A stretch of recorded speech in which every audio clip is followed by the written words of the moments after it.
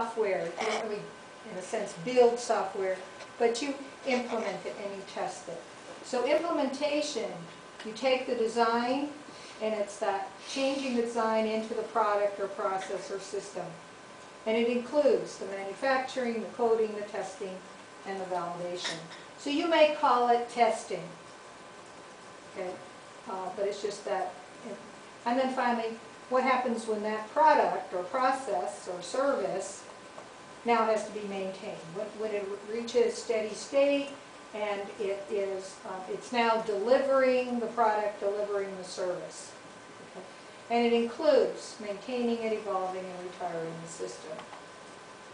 So the idea of the professional context is to try to decide what are the skills, because this is really a list of professional skills. What are the skills that go into engineering? And because most of the work that, that I've done, and certainly that CDIO has done, has been with engineering, we have more examples of that.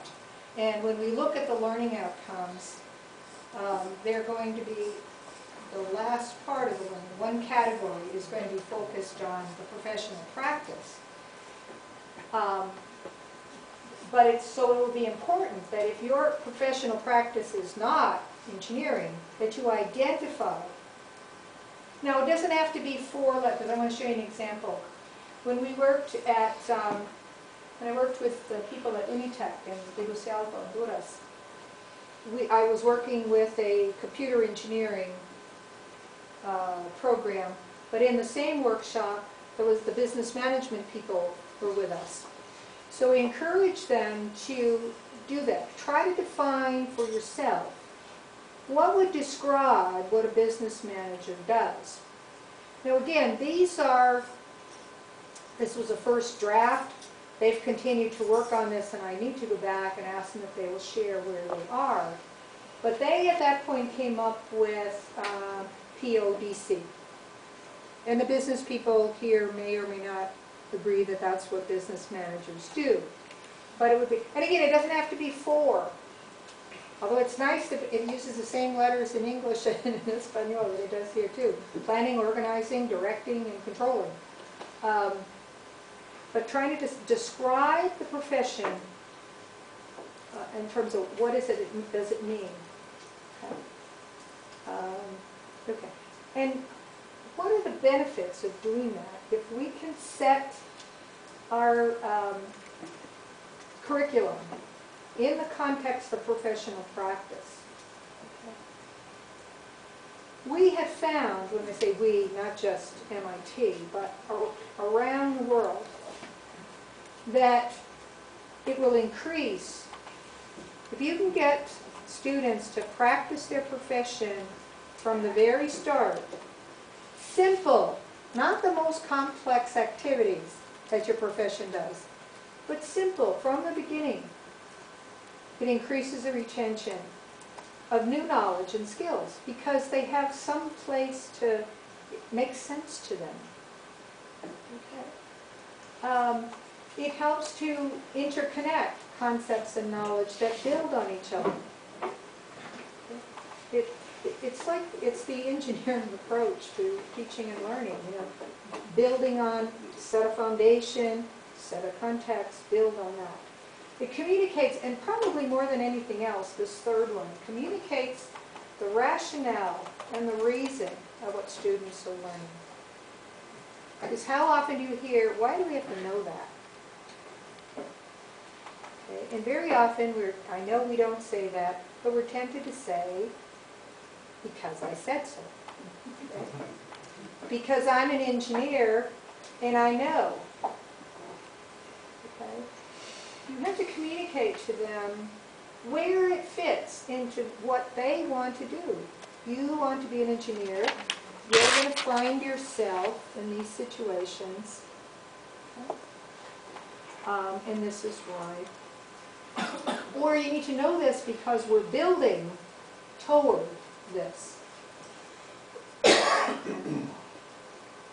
And truthfully, if you can't answer that question, if you can't say to them, why they need to learn it, you probably need to look at it yourself and say, why is it in there? If I can't even explain to them why they need to know it, okay? There should be an answer to that question. And it enables students to build their own frameworks for learning. We usually come back at this when we're talking about how students learn, but since we're not going to spend a lot of time at the course level, let me just spend a little bit of time here. When we learn something, not just our students, but us, ourselves, we learn something. Learning something is a question of changing our internal, it's a mental activity. I mean, you can't put your hands on, pieces of knowledge. It means it's residing somewhere, okay? And we build, without knowing it, some kind of framework, almost like a scaffold, okay? And it's in our internal structure.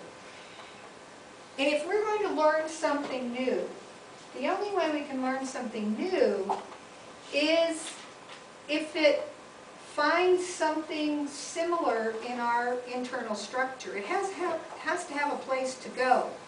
It has to connect with what I already know.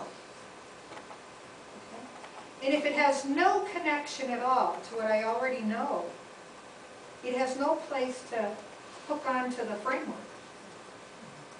Now, the other thing that can happen is that it's exactly opposite what I already know. It's connected, but it's connected in an opposite way. So that for me to learn it, I have to resolve that conflict. Okay? I have to say, okay, that's just the opposite of what I thought. So you need to sort that out. I mean, as a learner, figure that out so that it works. Now the challenge here is that our students, or each of us in the room, has a different framework. So just because you can connect things in your own mental framework doesn't mean the students are making the same connections. And a lot of this depends on experience, which again is a reason for give them common experiences as first semester, second semester students. Okay? Students are coming to universities with very different sets of experiences from when we started. Okay? And again, let me use engineering. Again, I'm not sure about Columbia, but I suspect it's the same.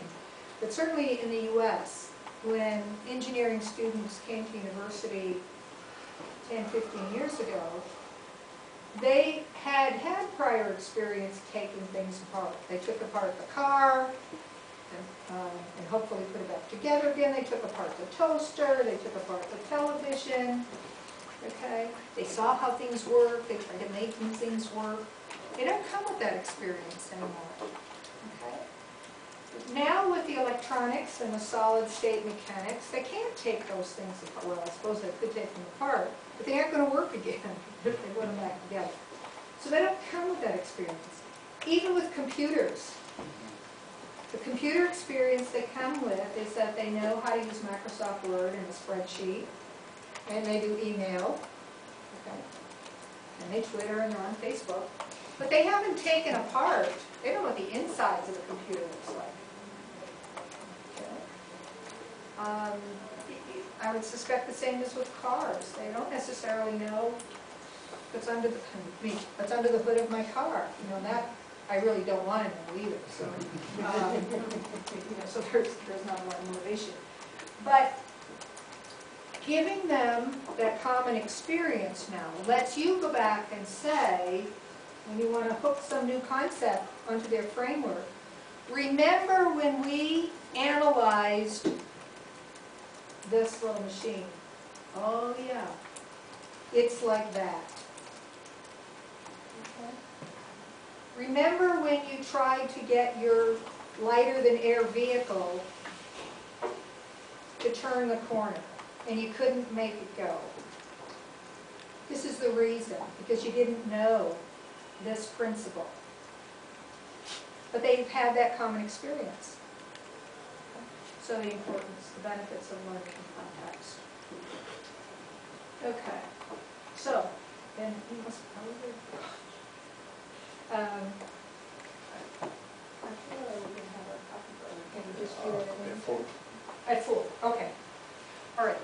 So what I would like you to do now, just to be sure that you are getting this idea of context, I want you to turn to someone next to you, okay, and say, how would you explain what we mean by saying the context of an education to a colleague who's not here today?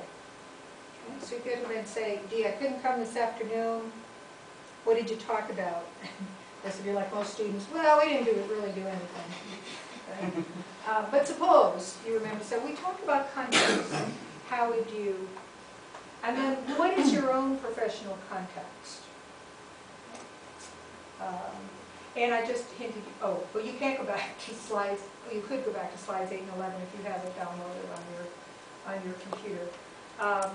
But how would you explain context to the context of your profession and the context of your curriculum to someone who's not here today? So pretend the person sitting next to you is that person and try to explain what is meant by the context.